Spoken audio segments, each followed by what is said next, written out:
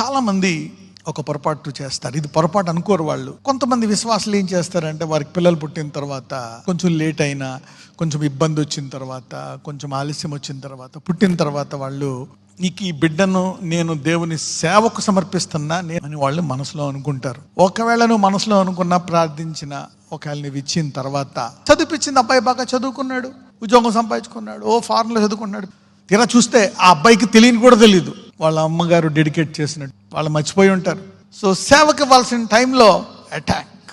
So ఏదో అలా అయిపోయింది. You cannot do like that. అది బయలుపరిచినప్పుడు ఇంకా ఎంతమంది ఇలా చేశారో, ఇంకా ఎంతమందికి ఏం జరుగుతుందో, ఇది ఇమీడియట్గా వార్న్ చేయాలి. If you have done that, ఏదో లైట్ తీసుకొని మైండ్లో అనేసుకున్నారేమో, ప్రభువా నీ ఇష్టం అంటే అది వేరు, సేవకే అని అనుకున్న తర్వాత be careful about that.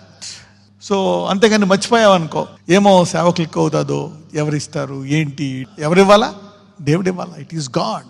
So ఎవరైనా నెక్స్ట్ ఒక డెసిషన్ తీసుకునే ముందు జాగ్రత్తగా నిర్ణయించుకోండి. ఫ్యూచర్లో ఎడ్యుకేషనల్ కెరియర్ కాకుండా మినిస్ట్రీ ఓరియంటెడ్ మైండ్ సెట్గా ఆ బిడ్డను చేసేటట్టు అయితేనే సేవకు సమర్పించాలి.